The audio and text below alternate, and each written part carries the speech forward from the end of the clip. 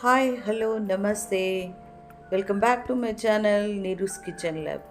ఈ మధ్యన నేను కొద్దిగా బిజీ అయిపోవడం వల్ల వీడియోస్ పోస్ట్ చేయలేకపోయానండి. నన్నైతే క్షమించండి. ఇప్పుడైతే ఒక మంచి వీడియోతో నేను మీ ముందుకు వచ్చాను. ఈ వీడియోని మట్టుకు మీరు ఎండింగ్ వరకు చూసి మీకు నచ్చితే మీరు కూడా ట్రై చేసి తప్పకుండా ఒక లైక్ కొట్టండి. కొత్త వాళ్ళు సబ్స్క్రైబ్ చేసుకోండి. హెల్దీ వెజిటేబుల్స్ మీరు పిల్లలకి పెట్టి హెల్దీగా ఉంచుదామని ప్రతి తల్లి కూడా అనుకుంటుంది. కాకపోతే పిల్లలు కొన్ని వెజిటేబుల్స్ తినడానికి ఇష్టపడరు. అందులో మెయిన్గా క్యారెట్, బీట్రూట్.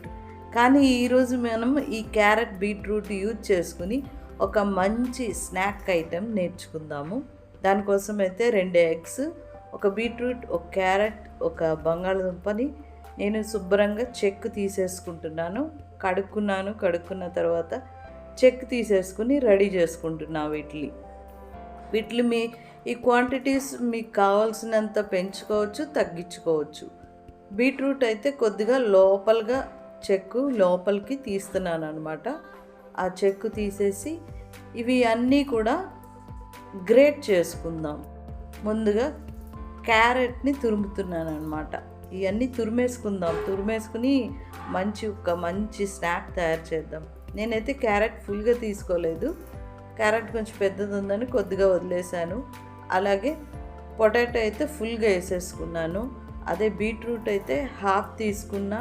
ఇది హాఫ్ కన్నా తగ్గించినా పర్వాలేదు, ఎందుకంటే కొద్దిగా బీట్రూట్ రంగు ఎక్కువగా ఉంటుంది కదా. మీరు హాఫ్ వేసుకున్నా పర్వాలేదు. మొత్తానికైతే ఏదో విధంగా వెజిటేబుల్స్ వాళ్ళకి చేరాలి. వెజిటేబుల్స్లో ఉన్న ఆ న్యూట్రియంట్స్ అన్నీ కూడా పిల్లలకి. అందుకే ఇప్పుడు ఒక గాజు బౌల్ తీసుకున్నాను. అందులోకి 2 ఎగ్స్ పగలగొట్టి వేసుకుంటున్నా.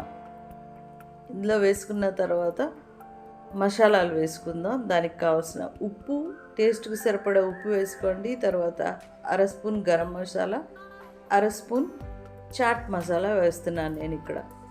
ఇవి అన్నీ కూడా ఈ ఎగ్లో కలిసేలా చక్కగా మిక్స్ చేయండి. బీట్ చేసేసుకోండి. ఎగ్ని బాగా బీట్ చేయండి. మొత్తానికి ఎగ్లో ఈ మసాలాలన్నీ పట్టాలన్నమాట.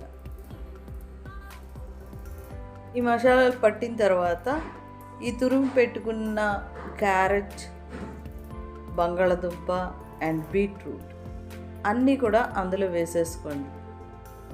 వేసేసుకుని మళ్ళీ ఒకసారి బీట్ చేయండి. ఈ వెజిటేబుల్స్లో కూడా ఆ ఎగ్ బాగా పట్టేలాగా ఒక స్పూన్ పెట్టి ఆ ఎగ్ మిక్స్చర్ని వెజిటేబుల్స్తో మొత్తం కలిసేలా కలిపేసుకుని ఇప్పుడు ఒక స్టవ్ మీద ఒక చిన్న ప్యాన్ పెట్టుకుందాం. ఇది ఆ ఎగ్ అండ్ వెజిటేబుల్ మిశ్రమం సరిపోయేంత చిన్న ప్యాన్ తీసుకుంటే బాగుంటుంది. అందులోకి ఆ ప్యాన్లో ఆయిల్ గ్రీజ్ చేసి దాని మీద ఈ వెజిటేబుల్స్ అండ్ ఎగ్ మిక్స్చర్ వేసేద్దాం. మొత్తం ఆమ్లెట్లా వేసుకుందాం. మొత్తం అంతా చక్కగా ప్యాన్ అంతా స్ప్రెడ్ అయ్యేలా ఆమ్లెట్ వేసేసుకోండి. ఆమ్లెట్ వేసి మూత పెట్టుకున్న తర్వాత ఒక 2 మినిట్స్ అయిన తర్వాత మూత తీసి చూస్తే ఆ వెజిటేబుల్స్ నుంచి వచ్చిన వాటర్ అంతా కొద్దిగా అటు ఇటు ఉంటుంది అనమాట. ఆ వాటర్ని అలా నేను తిప్పుతూ ఇలా స్ప్రెడ్ చేసుకోండి.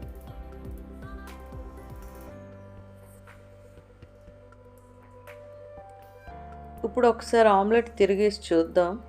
అవ్వలేదు. అందుకే మళ్ళీ మూత పెట్టి మళ్ళీ ఇంకొక 2 మినిట్స్ క్లోజ్ చేసి మూత ఉంచాను. ఇప్పుడు తీసి చూద్దాం. చూసారా రంగు ఎలా మారిందో? కొంచెం గోల్డెన్ కలర్లో, సైడ్స్ అంతా గోల్డెన్ కలర్లో వస్తూ ఉంటే ఇప్పుడు కిందంతా కాలింది అని మనకి కన్ఫర్మ్ అయిన తర్వాత ఆమ్లెట్ని తిరగవేసాను నేను. చూడండి, ఇక్కడ ఎంతో మంచి గోల్డెన్ కలర్లోకి వచ్చిందనమాట ఈ ఆమ్లెట్. ఇప్పుడు మళ్ళీ మూత పెట్టి ఇంకొక 3 మినిట్స్ కుక్ చేయండి. 3 మినిట్స్ కుక్ అయిపోయిన తర్వాత రెండో వైపు కూడా రోస్ట్ అయిపోయింది. ఆ రోస్ట్ అయింది ఒక ప్లేట్లోకి మనం చక్కగా తీసేసుకుందాం. ఇప్పుడు ప్లేట్లోకి తీసుకున్న ఆమ్లెట్ని మనకి ఇష్టం వచ్చిన షేప్లో కట్ చేసుకుందాం. నేనైతే ఇక్కడ డైమండ్ షేప్లో కట్ చేస్తున్నాను. మీరు ఏ విధంగా మీకు కావలిస్తే అలా కట్ చేసుకోండి. ఈ డైమండ్ షేప్లో అంతా మొత్తం ఆమ్లెట్ని అంతా కట్ చేసేసుకుని పక్కన పెట్టుకుందాం.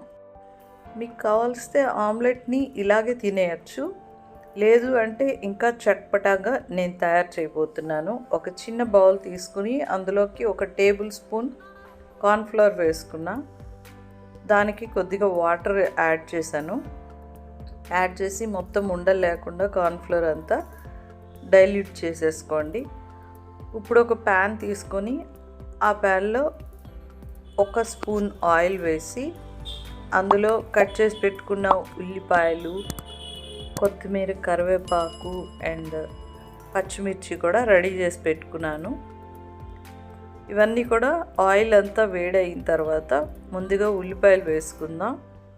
తర్వాత పచ్చిమిర్చి, కరివేపాకు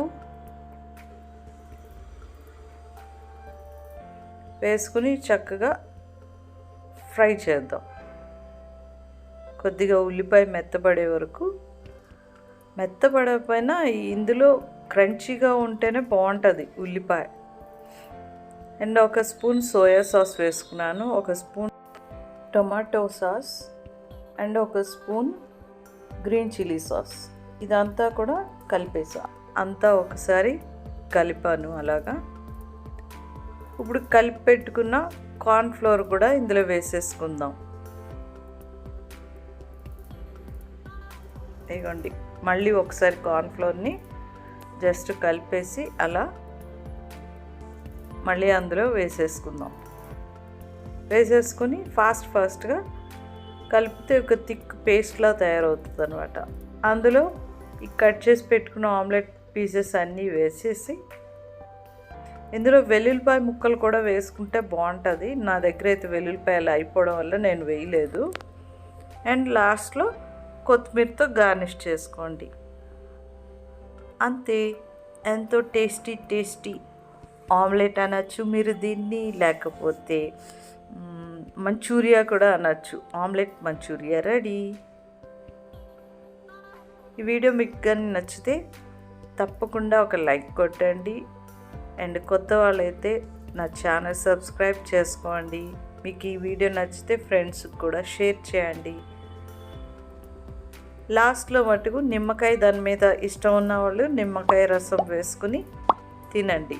ఎంతో యమ్మీగా టేస్టీగా ఉన్న ఆమ్లెట్ మంచూరియా రెడీ అయిపోయింది. Thank you very much.